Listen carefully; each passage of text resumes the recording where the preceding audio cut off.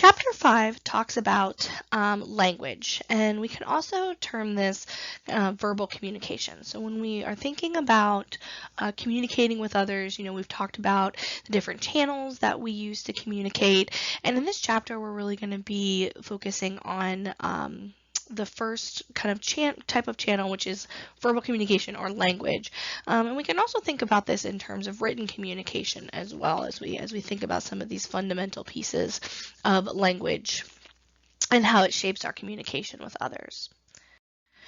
When we think about language, I like to start with the section of the chapter really focusing on appreciating the power of words. I think we see a lot of this in some of the rhetoric that we have going on in our current society. And your chapter really broke down, in interpersonal context, what are some of the ways in which language or the words that we use, the things that we say, how can those impact, our interactions?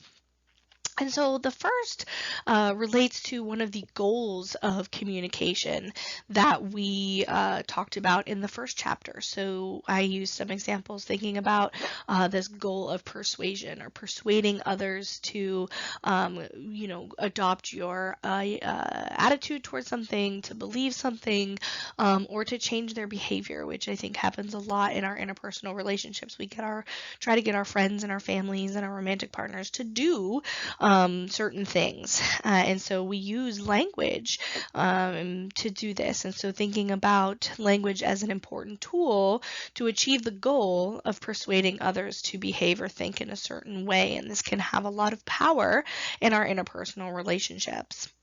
The literature really looking at this idea of persuasion and how we use language to achieve the goal of persuading others to change their attitudes, behaviors, or beliefs really is a huge area of study in the communication discipline.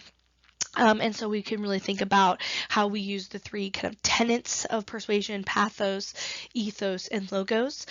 Pathos being the appeal to emotion, logos being appeals to logic, and ethos being appeals to our credibility and trustworthiness.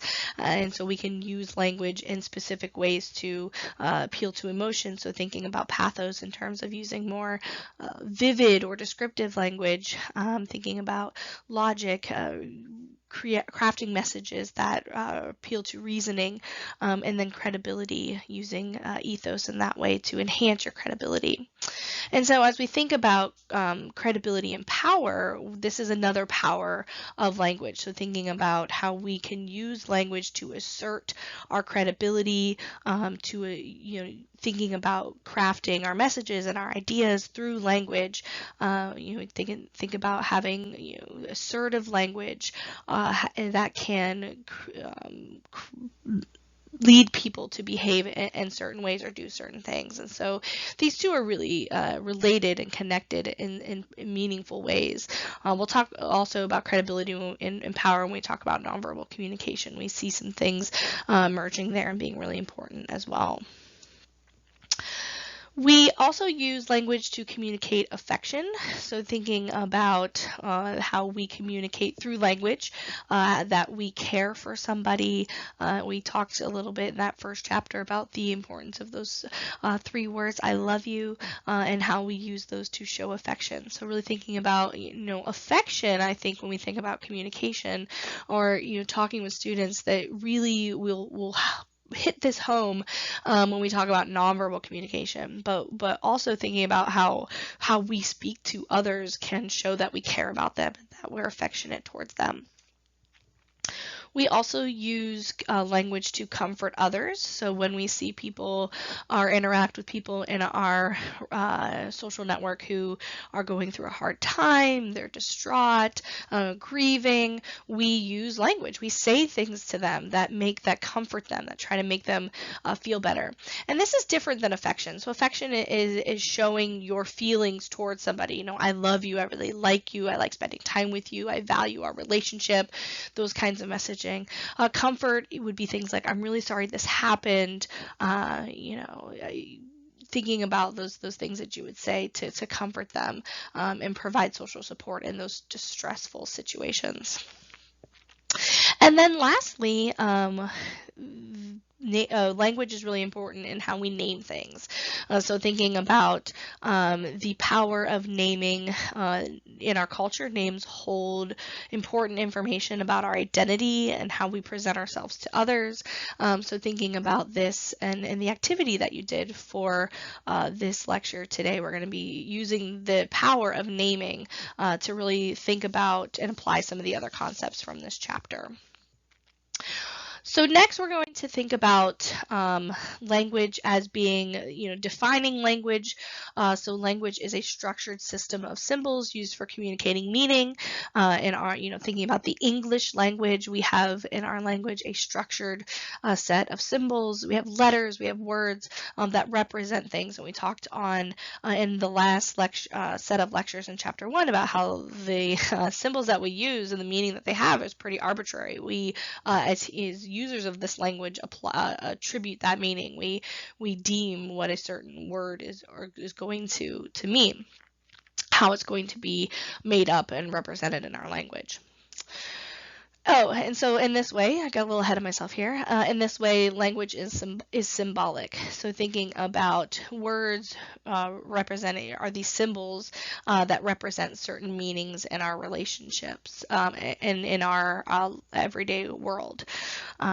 Each word presents a particular object or idea, but it doesn't necessarily constitute the object itself.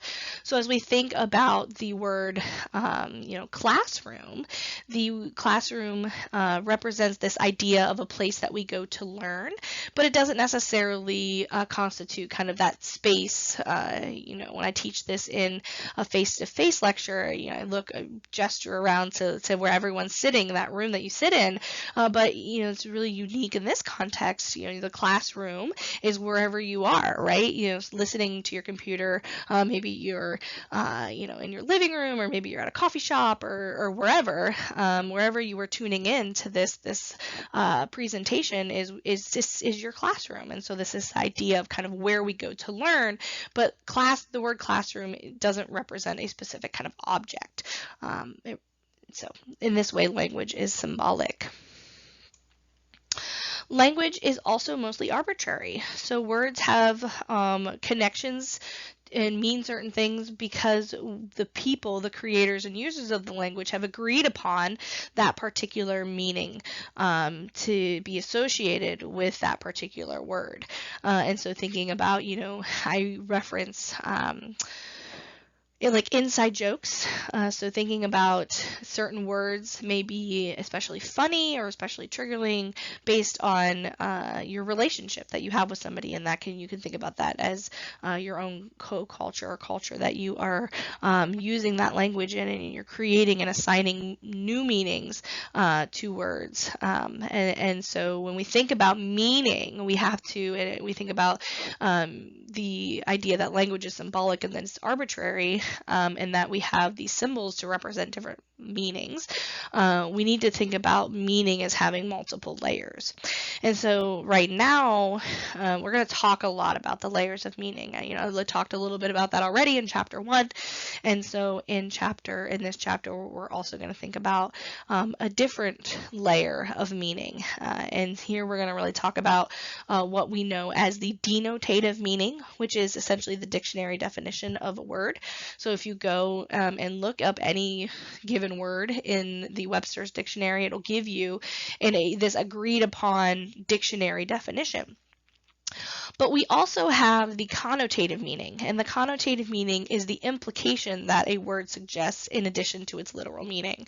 So it's essentially this meaning that we give to words based on our own experiences using that word or symbol. And so in this way, so even taking the example of classroom that I used earlier, if we go to the Webster's dictionary and we look up classroom, I could have this as an exercise. Everyone take out their phone, look up classroom on the Webster's dictionary online, and you would get, all of us would get the same definition or very similar iterations of the same definition of what a classroom is. But we also have our own individual meanings of what a classroom is. So for some of us, you may go to the same spot to listen to these lectures. You use the same computer. Maybe you have like a headset that you wear. When we think about classroom on campus, there are different buildings that you may have most of your classes in. And so we're going to each have our own individual kind of definition of what a classroom is. And this is really the difference between a dictionary denotative meaning and the connotative meaning. The symbol is the same, but we have these different meanings for these words. When we think about meaning, we can look at this using different terminology, thinking about the semantic triangle, and this was represented in your reading for this chapter as well. So the semantic triangle represents the three necessary elements for identifying meaning in language. The first element is the symbol, so thinking about the word itself that's being communicated. The second is the referent, and this would essentially be the denotative meaning of the word. And the third is the reference. So the reference is the connotative meaning of the word. So this triangle really represents the various layers of meaning that we have. So thinking about the symbol itself and the denotative and connotative meaning, the referent and the reference all coming together in our understanding of what that word means, what the meaning of it is, how we're going to decode that word when we hear it in a message.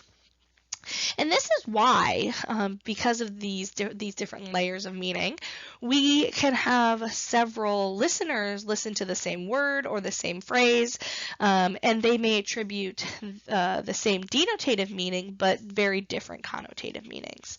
And so we can go back to your name activity and really think about how this could be applied. So what I want you to do, and I'm going to ask you to do this in just a moment, is I want you to think about one of your names, either your first or last name, as a symbol. What is the denotative meaning and the connotative meaning? What are the referent and the reference? And so thinking about my first name is Sky, and when I research my name, I find out that it is from Scottish English descent, and it means adventurous. It's a scholar and it's free-spirited, which from a dictionary definition, interestingly enough, is fairly representative of kind of how I would describe myself or how I identify myself.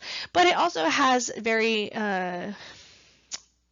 important connotative meanings. My name does. And one of those connotative meanings is kind of how I got my name, or how, I think about my name in relation to my family.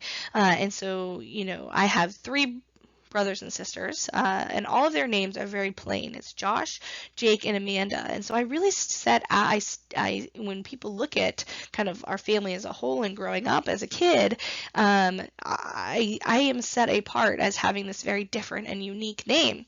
And people would always ask me about that as a kid, and we would talk. It would become a topic of conversation. So this is really part of kind of my birth story, my naming story that I've heard year after year after year growing up. And so what my mom would say is, when I was being born, I came early. It was kind of a impactful event because it was so early and unexpected. And I was born on Pearl Harbor Day on December 7th. And so my mom, always growing up, she would say that I was her little bomb on Pearl Harbor Day. Kind of a dark joke, but nonetheless part of that story and that identity. So thinking about that as being my own connotative meaning to my name. Other people that have that same name are going to have a very different reference or a very different connotative meaning. But if we all the people named Sky look up their name in Google, they will find the same referent, the same denotative meaning. So I want you to do that now. I want you to apply the semantic triangle to your name homework that you were to complete for this presentation, for this lecture. So in the Play Pause It dialog box that will appear in just a moment, I want you to briefly talk about what you learned about either your first or last name, and I kind of identify how we could use your research to fill in the three components of the semantic triangle. And then I also want you to interact with your peers by responding to at least one of their posts. Okay, so we have already talked about three of the characteristics of language. That language is symbolic, that it's mostly arbitrary, and then it has layers of meaning. And what we're also going to, the fourth characteristic is understanding that language is governed by rules. And there are four specific rules or language rules that govern our use of language and our understanding of language. The first is phonological rules, and this is essentially the correct pronunciation of a word. And this can vary from language to language, from different regions of use for the same language. So thinking about, we could use different examples in our English language in different regions. I use in class the difference between saying like caramel or caramel. Different regions within the United States, we have these different pronunciations. So really thinking about that as a rule. When you look up a word in the dictionary, it tells you kind of in parentheses what is the correct pronunciation of that word. We also have syntactic rules, and syntactic rules are essentially the way that we put words together to create phrases or sentences. And there are rules for how we do this, and this can also vary by language, from language to language. So when we think about in the English language, we have a noun, a verb, and then the rest of the sentence. And so thinking about what are the rules for how we put these words and phrases together to create proper kind of grammar or sentence structure. All of that would fall under the syntactic rules. We also have semantic rules. Semantic rules govern the meanings of individual words themselves, and we've really talked a lot about this already. So just thinking about the rule that connects these arbitrary symbols to this agreed upon meaning. And, we kind of have a reference for the official linking of these words to meanings, the dictionary, right? But there's also informal ways in which you're thinking about slang as having kind of these informal linkages between symbols and words, or words and their meaning. The final rule is pragmatic rules. So pragmatics address how we use social and cultural information to determine the meanings of statements. Pragmatic rules really direct us to pay attention to the context, the tone, and other clues that lead us into understanding and making sense of what people are saying. So when we think about, we don't always take people completely literal in what they're saying. There are times that we turn to the tone. If something is said in a really sarcastic tone, a really loving tone. So, when my husband and I, we talk to each other sometimes, and if we say something or we do something and we're like, oh my God, you're the worst. And we say it kind of, lovingly and jokingly and laughingly. And that's really just kind of a term of endearment in our relational culture. But if somebody would be peeking in and not have an understanding of that, the way that it's said or the context in which it was said in, you might think that we were talking kind of nastily to each other or arguing or fighting, which would definitely not be the case. So there are pragmatic rules. We have to look to the context. We have to understand the tone in which a message is being said to really make sense of what that message means in that given situation. And those are pragmatics. So the last characteristic of language that we're going to talk about is that language varies. Oh, sorry, the second to last. Language varies in clarity. Your chapter talked about ambiguous language, so making statements that can be interpreted to have more than one meaning. Words vary in terms of how concrete or abstract they are. So thinking about more concrete language more abstract language. If I asked you to pass me the book and we were like in the library or something, you might not know which book I wanted to pass. So that would be more abstract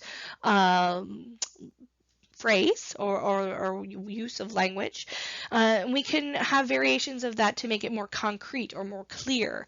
So if I said, please pass me the Interpersonal Communication book, the 3rd edition by Corey Floyd, titled Interpersonal Communication, you would know, you'd have a much clearer, more concrete understanding of which book I wanted you to pass. So in this way, language varies in clarity, and we can use more abstract language to create kind of this ambiguity. And so, we see this in examples on TV and things of that nature. You may have a situation where somebody walks in with a really outrageous kind of looking outfit, and instead of lying, maybe saying, oh, I like your outfit, or you look really nice, somebody might say, wow, your outfit choice is really interesting. And so having that kind of ambiguity of what you're really saying. Are you complimenting them? Are you not complimenting them? Are you lying? What's going on here? And so we can this idea of ambiguous language there. The final characteristic of language is that language is bound by context and culture. And we're going to talk a lot about this in the chapter 2. After we're going to talk about, finish this chapter on language, and then discuss the nonverbal communication chapter. And then we'll really tie both of those together by looking at the influence of culture and gender here. So I'm not going to say much here. I'm just going to leave it at that and say that we're really going to dive into this characteristic of language in the 2nd chapter of the textbook later on in this half of the session.